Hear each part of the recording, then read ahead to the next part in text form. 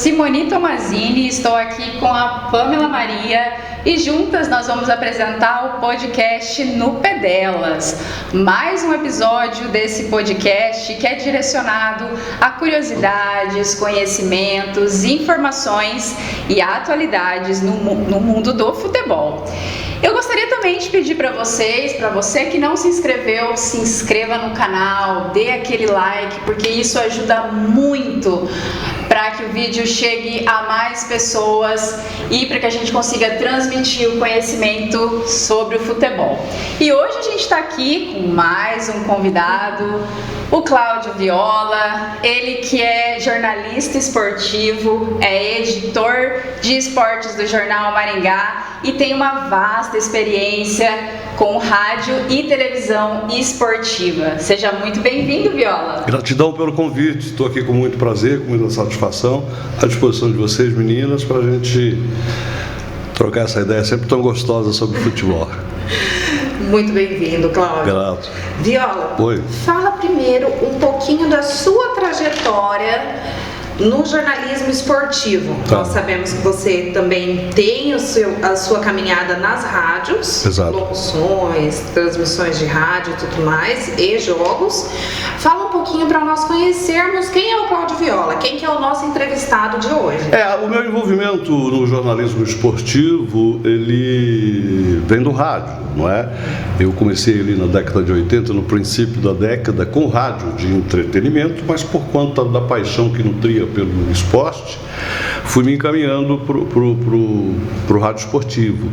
Eu sou da época de radialistas tradicionais, como Ferrari Júnior, Antônio Paulo Cuca, Renato Negrinho, Ari Bueno de Godoy, não de trabalhar com eles, mas de acompanhá-los. Com Ari Bueno de Godoy até trabalhei, Carlos Martins, Tião Sobrinho, tantos, ao citar nomes vou cometer injustiça, porque foram muitos. E comecei a conviver com o esporte por volta de 1988, acompanhando coisas do Grêmio Maringá e depois atuando na então Rádio AM, que nem tem mais, eu acho, que cobriu os esportes, que transmitiam as partidas. Eu fui durante muito tempo repórter, né? Aquele repórter de pista, que é aquele que fica ali refalando aquilo que o narrador já falou.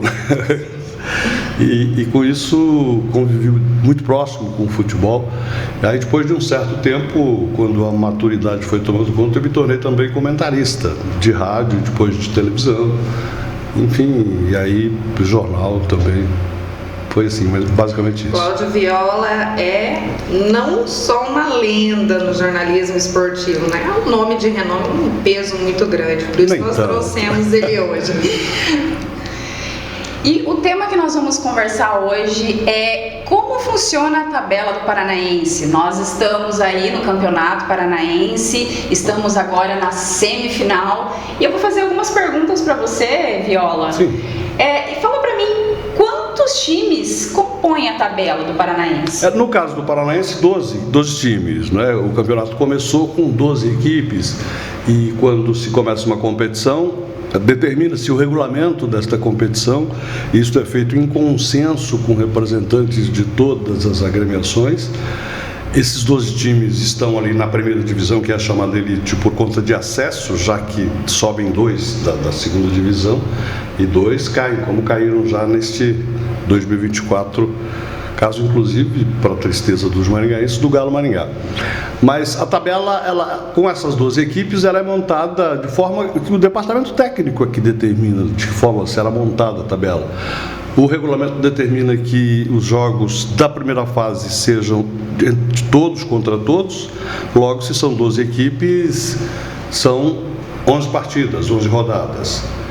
E como são 11, por ser um número ímpar, os times que tiverem melhor condição no chamado ranking, né, os melhores colocados, jogam 6 vezes em casa e 5 vezes na casa do adversário. O contrário é o contrário. Os times com piores rankings jogam apenas 5 vezes em casa e saem para enfrentar adversários 6 vezes. E ao término desta primeira competição, quando se cumpre essa tabela da primeira fase, diz lá o regulamento que 8 equipes estarão classificadas para a sequência da competição, chamados mata-mata, que é a fase em que estamos, E as duas últimas piores equipes serão rebaixadas para a segunda divisão.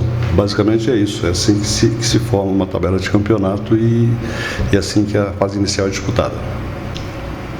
Ok. E como é feita a contagem de pontos desse campeonato, para poder distinguir quem fica acima, quem fica abaixo, quem são os 8 que passam para a próxima fase, quem são os 2 que são rebaixados?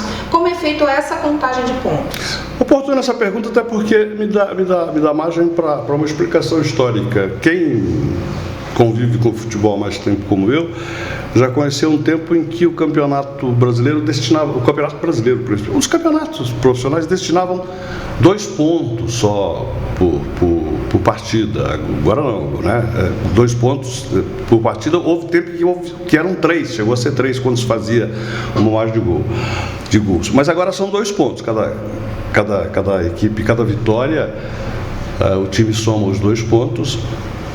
E isso significa que pode haver empates, né? Pode haver igualdade. Você pode precisamos classificar 8 e a última rodada vai apresentar equipes com a mesma pontuação. Aí entra o critério do desempate, quer dizer, além da pontuação, dos pontos que cada equipe ganhou, quem ganha 2 pontos e quem empata ganha 1 ponto, não é? Os que empatam ganham 1 ponto. E entram então os critérios. No caso do Campeonato Paranaense, o regulamento pode mudar de competição para competição, mas é o critério número de vitórias, tem o mesmo número de pontos, mas você venceu uma partida a mais. Este é que estará classificado. Ainda que também nesse critério haja empate. Aí entra a questão do saldo de gols. Meu time fez 10 gols, o seu também fez 10, houve novamente empate. Se alguém fizer 11, ele estará classificado. Mas pode haver empate novamente. Aí vem os critérios subsequentes, né? Vem maior número de gols feitos, menor número de gols tomados. Agora, mais recentemente, se está adotando até equipes que, para o caso de haver uma sequência de empates, equipes que tomaram menos cartões vermelhos, que tomaram menos cartões amarelos. E se ao cabo de tudo, é pouco provável que isso aconteça, eu não me lembro de que tenha acontecido, mas se ao cabo de tudo as equipes ainda estiverem empatadas, aí é na moedinha, como todo mundo decide. É na moedinha. É no sorteio, vamos chamar de sorteio. É assim que funciona. Certo. Além dessa grande competição, que é o Campeonato Paranaense, aqueles bem colocados na tabela competem com outros campeonatos nacionais. Exato. Né? Explica um pouquinho isso pra gente. Importante. E isso, inclusive, mais recentemente, houve uma valorização da própria CBF dos campeonatos estaduais, porque eles não destinam apenas a classificação. Este é o campeão, este é o vice. É de acordo com esta classificação que as equipes vão disputar ou não campeonatos nacionais. Peguemos o exemplo do Maringá Futebol Clube, já na atual temporada, como está na condição de semifinalista, já é um dos 4 colocados do Campeonato Paranaense. Sendo um dos 4 colocados, porque é semifinalista, o ranking da CBF, o ranking das federações, o Paraná tem direito a 5 vagas para a Copa do Brasil. Vamos falar especificamente da Copa do Brasil. Assim, os 4 semifinalistas estão classificados para disputar a Copa do Brasil e há uma 5ª vaga que será destinada à equipe imediatamente colocada na classificação geral. Neste ano, por exemplo, nós tivemos uma 6ª equipe e as pessoas acham estranho, mas não são 5 vagas para o Paraná. Por que o Paraná tem 6 times disputando? Há também uma explicação para isso, porque estas 5 vagas do estadual, essas 5 vagas destinadas ao estadual, podem ser aumentadas no caso de uma dessas equipes conseguir, via Campeonato Brasileiro, a vaga para a Copa do Brasil. E foi isso que o Atlético fez, por exemplo, não é? O Atlético Paranaense, que era um dos 5 colocados, não é? Em princípio seria os 5 e o Cianorte, porque era o 6º colocado, estava fora. Mas o Atlético, no Campeonato Brasileiro, obteve uma pontuação, até a 9ª pontuação, que lhe dá vaga direta para a Copa do Brasil. Assim, o Paraná teve uma vaga a mais que foi ocupada pelo Cianorte. Por isso que o Cianorte disputou a Copa do Brasil neste ano e o Paraná teve 6 representantes. Há também a questão da Série D do Campeonato Brasileiro, que também serve o Maringá como exemplo, porque ele está classificado, como no ano passado e no ano anterior. No caso do Campeonato Brasileiro, são 3 vagas, e estas 3 vagas são destinadas a quê? São destinadas àquelas agremiações que imediatamente após aquelas que não precisam da vaga na Série D, porque estão em outras séries, as 3 melhores equipes neste critério é que vão disputar o Campeonato Paranaense. Por exemplo, Coritiba não precisa porque disputa a Série B, a Série B também disputa o Operário, né? Então, se você tem a Série B, por que você quer vaga na Série D? Sim. Acontece também com Londrina, que tem vaga na Série C, não é? E sem contar o Atlético, que tem vaga na Série A. Então, abaixo destas equipes, os clubes que não tiverem vagas na elite estarão classificados. No caso, o Maringá, por exemplo, já está. O Futebol Clube Cascavel, o Azures e o Cianorte foram os que disputaram, eu não sei exatamente, mas me parece que Cascavel e Azures já estão assegurados também com essa Série D. Enfim, é o Campeonato Paranaense, que é a essência da pergunta que você me fez, a pergunta que você me fez e que deve ser a essência da minha resposta, é que ele destina, no caso do Paranaense, vagas para a Copa do Brasil e para a Série D do Campeonato Brasileiro. Então, se você tem um bom Campeonato Paranaense, é a perspectiva de que você tenha calendário nacional na sequência da temporada. Dando sequência, então, ao assunto Campeonato Paranaense, existem alguns termos que são muito ditos. E dentre desses termos, as pessoas acabam se confundindo. Mandante. Vamos utilizar o termo mandante. O que é um mandante em uma dupla de campeonato, dentro do campeonato, e como se é decidido o mandante nessa parte do campeonato, tanto o início, como é decidido no início, e posteriormente nas fases finais. Então, muito interessante. Nos prendendo do Campeonato Paranaense, porque há variações de competições, não é? O mandante do Campeonato Paranaense tem um formato, do Campeonato Brasileiro, por exemplo, não tem formato nenhum, porque são 2 turnos, no primeiro você é mandante, no segundo você é visitante, então não está resolvido isso. É o tal do ida e volta. Ida e volta. Quando há ida e volta, né? Então, se você é mandante no primeiro turno, você é visitante no segundo. O seu adversário será mandante no segundo. Mas no caso do Campeonato Paranaense, aí já entra uma questão interessante, porque são 11 agremiações, quer dizer, vão jogar 11 partidas. 11 partidas serão disputadas. São 12 times contra 11 adversários, então é ímpar. E aí, por que eu vou jogar 6 vezes em casa e o adversário vai jogar 5 vezes apenas? Que esse que jogar 5 vezes, em tese, terá um prejuízo. Acontece que o regulamento já indica isso. Quando você termina o campeonato, agora, por exemplo, ao terminarmos o campeonato de 2024, como 6 equipes, como as equipes que vão ter o mando já estão determinadas por conta do ranking, o primeiro colocado, o segundo colocado, o terceiro colocado, o quarto colocado, o quinto colocado. Essas equipes têm o direito de jogar 6 vezes em casa. E as que entram, as que sobem da primeira para a segunda divisão, vão jogar apenas 5 vezes, e as que ficam numa pontuação abaixo. Então, o próprio ranking, o próprio desempenho das equipes na temporada anterior determina quem tem maior mando de jogo.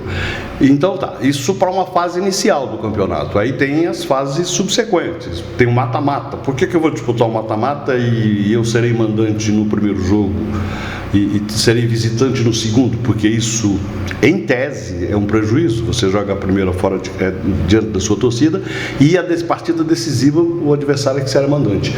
Aí também é por conta de desempenho. Veja o exemplo de agora. Vamos pegar as semifinais do Campeonato Paranaense, do chaveamento Maringá e Coritiba. O Maringá será mandante no primeiro jogo, no segundo, o Coritiba será mandante. Isso é uma prerrogativa, é uma vantagem em termos também, né? Porque são jogos que o Coritiba tem. Por quê? Porque ele teve a melhor classificação que a equipe do Maringá Futebol Clube. O Coritiba foi o segundo colocado no geral e o Maringá foi o terceiro na classificação geral. Então é isso, é o desempenho, quem tem melhor campanha. Há um outro exemplo, para ficar mais claro para os que nos assistem, no Campeonato Paulista, por exemplo, tem uma segunda fase que é turno único. Você vai jogar uma única vez. Você joga... E por que este será mandante e aquele outro terá que jogar no campo do adversário? Também por conta do desempenho. Na Copa do Brasil, é o ranking da primeira fase que determina o mandante, e nesse caso é mais agudo, por conta de que a primeira fase determina que você será visitante E o mandante, se empatar o jogo, estará desclassificado. Então, esse negócio de mando foi oportuno a sua pergunta. O mando pode ser decisivo. Já na segunda fase, é diferente, depois vocês certamente vão falar sobre a Copa do Brasil, e isso será exemplificado. Mas voltemos ao Campeonato Paranaense. Então é isso, é o desempenho na primeira fase que determina, é o desempenho no campeonato todo que determina o mando da primeira fase do ano seguinte, e é o desempenho da primeira fase neste ano seguinte para a segunda fase. Quem tiver melhor desempenho será mandante da forma mais privilegiada, da melhor forma possível. Se for melhor ser mandante, você será mandante, tendo melhor desempenho. Tendo dentro do seu conhecimento, dos seus critérios, da parte que você identifica, como você identifica? É melhor ser mandante no primeiro jogo ou no segundo jogo? Na ida ou na volta? O que você acha melhor? Melhor ser na volta. Melhor na volta? Por quê? Por conta do influxo, do impacto da torcida. Veja o caso do Maringá, mais uma vez, até porque coisas da nossa aldeia são coisas palpáveis. O Maringá Futebol Clube jogou como visitante a primeira das quartas de final para o Cascavel. Foi lá e perdeu de 1-0. Perdi o jogo, mas joguei na casa do adversário. Tinha 9.000 pessoas no estádio olímpico. E a intenção de quem é mandante é sempre fazer um placar para ter o conforto de jogar depois na casa do adversário. Sim. O Maringá jogou e perdeu por 1-0. E aí o segundo jogo, nós já sabemos do que precisamos, nós precisamos de 2 gols, quer dizer, você já sabe que tipo de placar você necessita. Você terá o seu torcedor, se o resultado foi apertado como foi de apenas 1-0, o torcedor estará confiante, falando, se nós perdemos de apenas 1-0, aqui no estádio, na nossa casa, que se chama de nossa casa, nós vamos encher o estádio, vamos gritar, vamos levar bandeira, vamos incentivar, vamos empolgar esses jogadores para que eles vençam a partida. Invariavelmente funciona. Às vezes não, às vezes o time adversário é muito melhor, então ele ganha como mandante, ganha como visitante, mas quando há um equilíbrio de forças, você jogar como mandante a segunda partida é muito importante. Esta vantagem agora nas semifinais, por exemplo, é o Curitiba que tem, no caso de Maringá e Curitiba. Certo. Sobre o Campeonato Paranaense, sobre os estaduais de forma geral, mas em especial paranaense, que é isso que a gente está falando aqui. Você acredita que os estaduais constituem uma vitrine para novos jogadores? E você, com toda essa experiência que você tem, fala um pouquinho mais sobre isso. Oportuna pergunta. Até porque há uma ala de adeptos, de jornalistas até, que querem a extinção dos campeonatos estaduais. Porque eles entendem que os chamados clubes grandes desperdiçam seus elencos disputando competições contra equipes frágeis, não é? Veja o caso do Flamengo, poderoso, que faz um investimento grandioso. E no caso do Paraná, o Atlético Paranaense, não é? A folha de pagamento do Atlético deve ser 20, 30 ou 40 vezes maior que a do Cianorte, que é a do Azures, do próprio Maringá.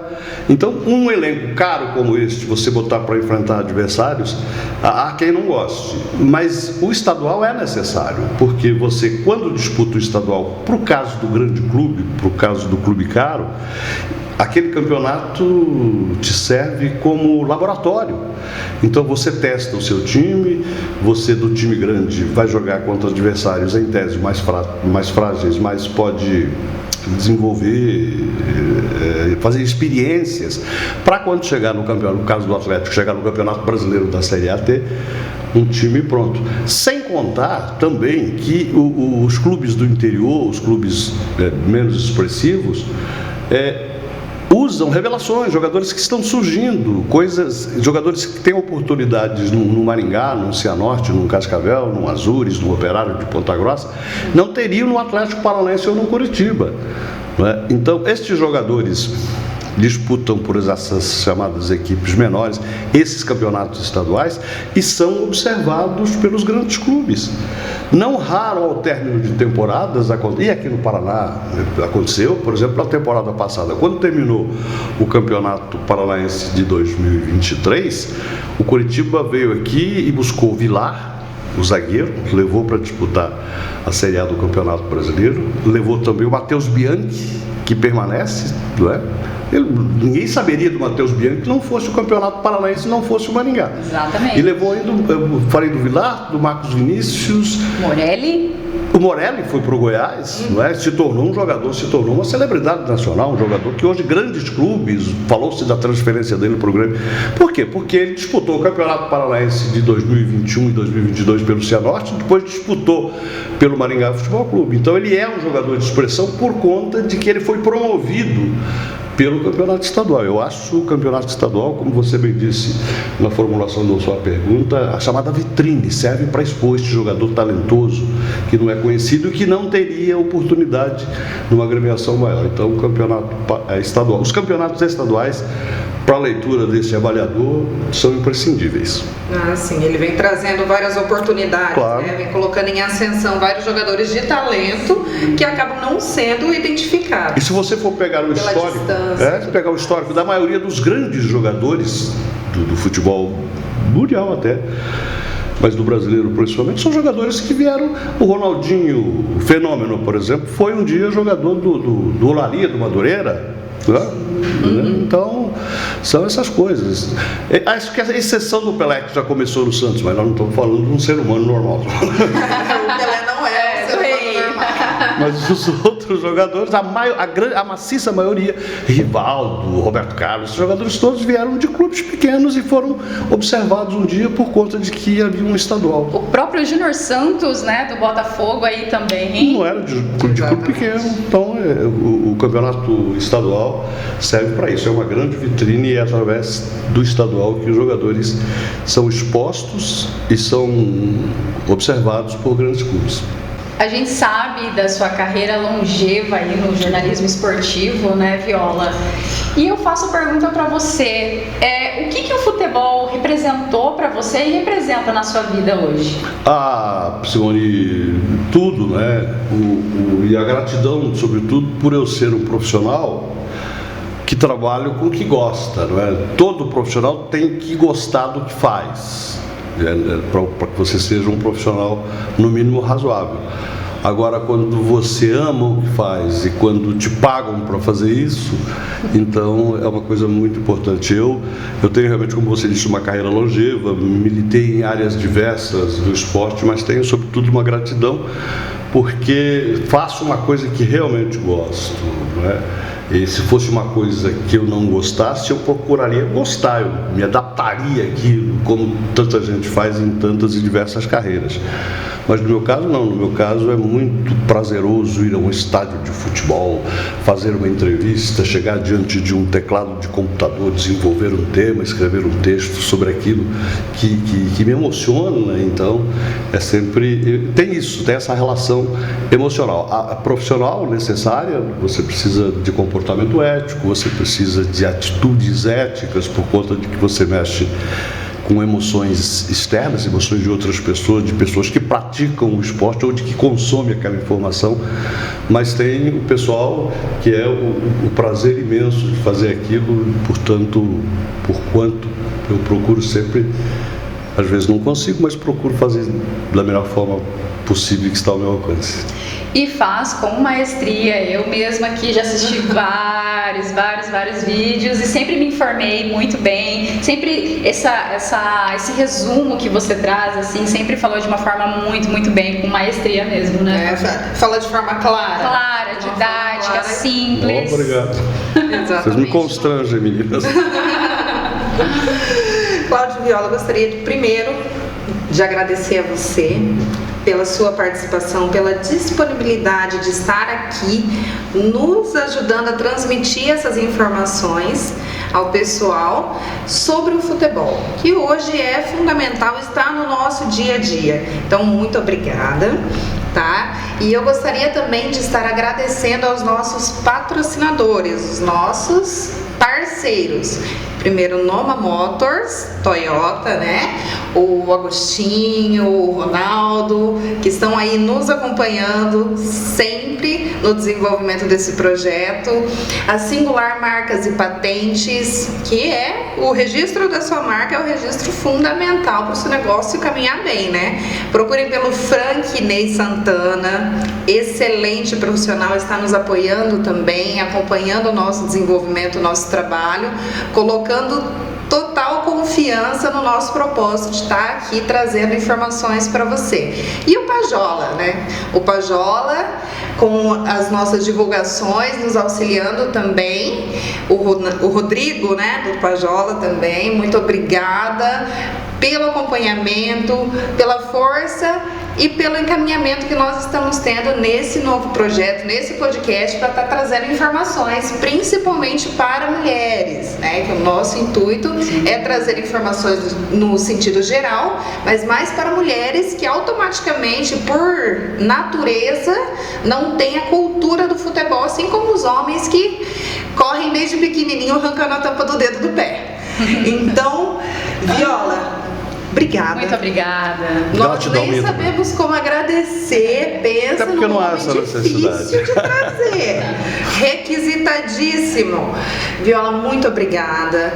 Você, assim, para nós, pelo menos para mim, uma referência no jornalismo esportivo. Obrigado. Eu te tenho como mentor nos esportes, aprendi demais com essa pessoa maravilhosa, além de um grande profissional, uma pessoa de um coração extraordinário. Obrigado a vocês e um abraço a todas. Muito obrigada. Obrigada.